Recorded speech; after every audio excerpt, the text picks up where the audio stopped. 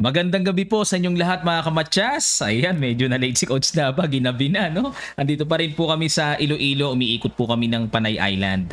Ayan, at round number 8, laro ni Wesley. At ang kalaban niya ay ang nasabing kontrapelo na si MBL na taga France. Ayan. Mabigat, no? Matapos matalo kay Abdusatorov, kontrapelo naman ang kasunod.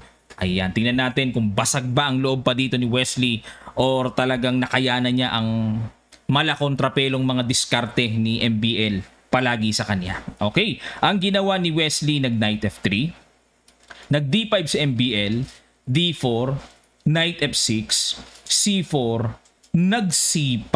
Aba! Long game, tinirahan ng ganito. Queen's Pawn opening, symmetrical variation.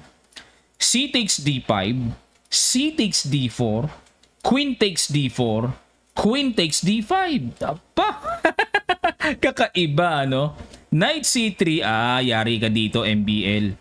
Diyan ang forte ni Wesley, yung exchange. Nag A6 po para hindi makatalon ang knight dyan. Alin man sa mga knights na yan. At makatungtong doon, may pressure, kaya ini A6 talaga yan. At dito nag Bishop G5. Ayun, nilabas. Development. Novelty na ba? Wala pa. Nag E5. Atake sa knight. Kinapture ang knight. At yan ang lumalabas na novelty kaagad. Sa dinami-dami po nang natry dito. Knight C2. Knight F3. Knight B3. Aba, itong Bishop takes F6. Oh, novelty ni Wesley. Tingnan natin. Nag G takes F6. Knight C2, Bishop E6, G3. Ayan, mainam po ang Bishop na i-develop sa G2 para doon nakaturo sa queen side. Knight C6, Bishop G2, Castle queen side, Castle king side. Wala bang mga pasok ng rook dito? Nag-Knight D4 lang. Ayun, pumasok. Pasok pa. Kinapture po mga kamatsas. Okay, pero hindi ako mapalagay dito mga kamatsas, no? Para mas maliwanag at klaro. What if rook D2? May atake sa knight, tagos ang atake hanggang sa B2. Mag-rook AC1. Okay? At may pampaalis ng tore. O pagpalagay natin, mag F5 para mapigilan. May rook FD1. Ayun. Dahil nga po undeveloped pa ang tore, wala pang agarang battery na makapagpapamaintain ng tore sa second rank. So madali lang palang man-neutralize. Kaya pala, ang ginawa dito, nag-Knight D4 na lang si MBL. Knight takes D4, E takes D4, nag-Knight E4, tiniret ang pawn, nag-F5, at nag-Knight G5. Pasok!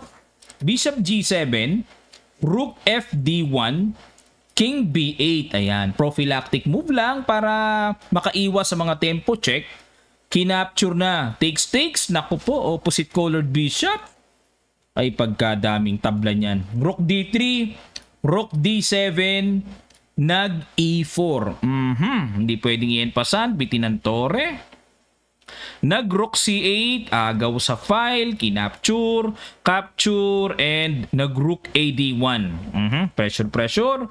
Nag Rook C2, pasok. Rook 1, D2, kinapture, capture, at dito nag push D3. So with the idea of bishop takes din sa isang banda, then push D2, no? At nag bishop F1. Bishop takes B2. Ayan na nga po, pero kinapture yung pawn sa D3. Kasi kung ang gagawin ay rook takes bishop, magpupush lang yan, magdi-D2. Okay, mapupuwersa dito mag-bishop E2, magdi-D1 queen, ganun din ang suma. King G2, wala. Tabla-tabla lang ito mga kamatsas. Tabla-tabla. Okay, balik tayo. Nag-rook takes D3 na lang si Wesley, King C7, and nag-rook F3 to target the weak F5 pawn, pero nag B5. Grabe, yan ang malalim na in-apply dito ni MBL. Binibigay niya lang yung pawn sa F5. Kinain nga ni Wesley. Okay, lamang ng isang pawn, pero nag-rook D2. Yun nga lang, medyo timplado ni MBL. Oo nga, parang lamang ka ng isang pawn, pero may bishop D4 na paparating to pressure the F2 at the same time to target the A2 pawn. Nag-rook F7 check, king to D6, and nag-rook F3. Ayan. So, another question. Bakit kaya hindi kinapture yung pawn sa h7? Magbi-bishop d4 kasi. Paano yan, coach? May depensa naman. May potential ngayon gumapang ang mga pass pawn sa king side. Mag-rook takes a2. Hindi rin pwedeng i-underestimate ng puti yung gapang din naman na pwedeng gawin ng connected pass pawn sa queen side. Kaya equal pa rin naman ang evaluation bar. Annoying nga lang yung ganyang complications. Kaya ang ginawa dito, nag-rook f3 na lang si Wesley. King c5, ayan. Kumbaga maaari, king must be active. Mukhang may timing na pag nawala ang tore, papasok yan dyan hanggang sa makapture yung pawn a2. Nag-bishop to h3, bishop d4, inatake ang f2, bishop e6, aba, galing naman nun. Ang galing naman nun para naman huli at sa pool na madepensahan. Nag-a5,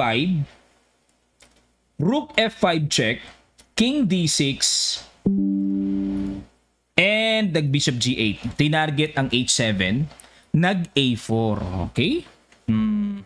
Pakain na naman ni MBL kasi bitin yung pawn sa f2. Pero dito mga kamatya, sinabayan na. Nag-rook takes b5 dito si Wesley. Bishop takes f2 check, king h1, at nag-bishop to c5. Para targetin man ang pawn sa a4, ipupush lang. Aba, napakatibay niyan. Bishop ang dumidepensa. Nag-h4 dito. Ayan, ba't kaya hindi naman kinain yon? O, alamin natin. Kasi pag kinapture ito, may bawi sa a2 pawn. Malilihis Okay? Taga-depensa ng pawn a2 yan. Kaya hindi mo na pwedeng galawin ang h7. Nagpasingaw muna si Wesley h4. Nag-h5, niligtas naman. At nag-rook a5, tinarget ang pawn. Nag-a3 and nag-bishop to b3. Nag-rook b2. Ayan, at some point pag ang tore natakam doon sa kabila, baka mamaya mahatawan ng sacrifice dyan and then biglang makapag-push.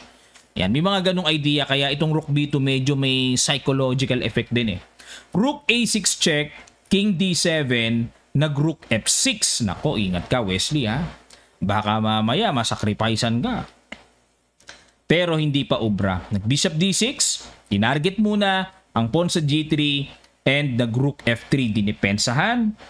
King e7 at nag-rook f7 check. King d8, nag-rook g7. Lumihis ng way to defend the g3. Nag-bishop e5, tinarget ang tore at nag-rook g8 check. King d7, nag-bishop c4. Ayan na, no? Kasi kailangan iiwas na yan. Hahatawan na kasi ng capture sacrifice. Then magpupush a2. Ang bishop sa e5 ni MBL, ready. Nako, delikading. Nag-rook c2, sinundan. Bishop b3, rook b2, sinundan. Bishop c4, nag-rook c2, sinundan. Bishop b3, rook b2, sunuran. Parehong sumunod-sunod O, di nagsunuran. Tabla mga kamatsas. O, ayan na naman mga bashers. Ni Wesley, huwag kayong magagalit. Ayan, sinasabihan ako, pag tabla kasi, huwag nyo nang i-upload. Hindi po lahat ng tabla walang matututunan. Ayan. And ang level na ito ay mga super elite players sa buong mundo. Kahit na single draw niyan, may matutunan pa rin tayo. Ano ba naman tayo? Layo-layo ng level natin sa kanila. Di naman natin sila ka-level 'Di ba? Pag nilaban mo naman sila sa mga pangkaraniwang GMs or pangkaraniwang super GMs, aba, parang superhero yung mga yan. Parang Superman yan. Baka mapabilib kayo. Parang Superman at Batman yan sa galing. Kaya lang naman sila ganito kasi nga, ang level nila halos pandikit Diba? Gaya niyan, si MBL o kasali, kontrapelo ni Wesley yan. Okay, buti, na-hold niya ng draw. Diba? At galing sa talo si Wesley, okay lang yan. Okay mga kamatsas, ito po ang kanilang standing. Mamaya ang kanilang last round. May pag-asa pa ba si Wesley sa magandang pwesto? Ito po, nangunguna si Alireza Perusia sa score na 5.5 points at pumapangalawa si Fabiano Caruana. So not bad for Fabi. Kasi defending champion siya dito pero nasa second place siya. So still consistent. And MVL, Abdusatorov, Gukesh, Wesley So, hanggang kay Pragdananda, 4 mga kamatsas. Medyo tumalsik lang, bumaba si Wesley sa tiebreak. No? Nepo and Ding Liren World Champion 3.5 points at si Anish Giri nananatili pong 3 na sa pinakahuli.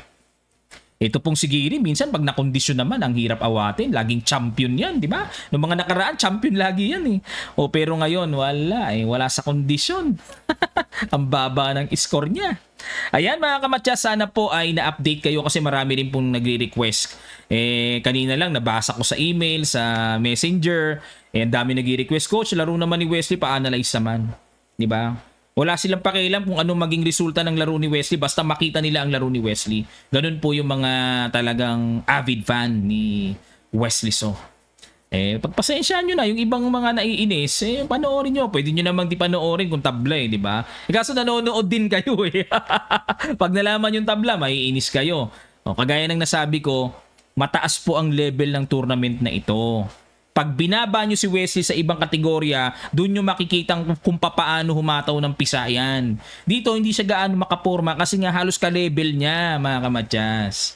Okay, maraming salamat po sa inyong matyagang panonood. Mamaya, abangan natin ang final round at ang pairing. Ito ang pairing, mga kamatyas. Gukesh versus Wesley So. Ayan. Ang World Championship Challenger. Nodirbek Abdu Satorov versus Nepo. Fabiano Caruana versus Giri. Ferusha ang leading versus Pragnananda. And MVL versus the world champion Ding Liren. Yan po mga kamatyas ang kailangan nating abangan. At narito lang po ang inyong lingkod. At kakatasin natin ang mga kaalaman na po pwede nating mapulot sa ganitong klaseng mga level ng games. Ayan.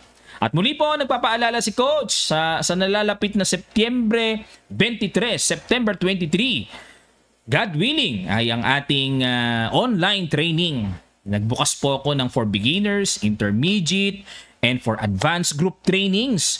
Ayan, at sa mga gusto naman ng one-on-one online trainings, available din po sa link na pinost po namin sa Facebook page Kamatyas, ganun din sa ating YouTube community tab. Pili na po kayo kung anong klaseng training ang gusto nyong matutunan kay Coach Nava Kamatyas. Tuturuan ko po kayo.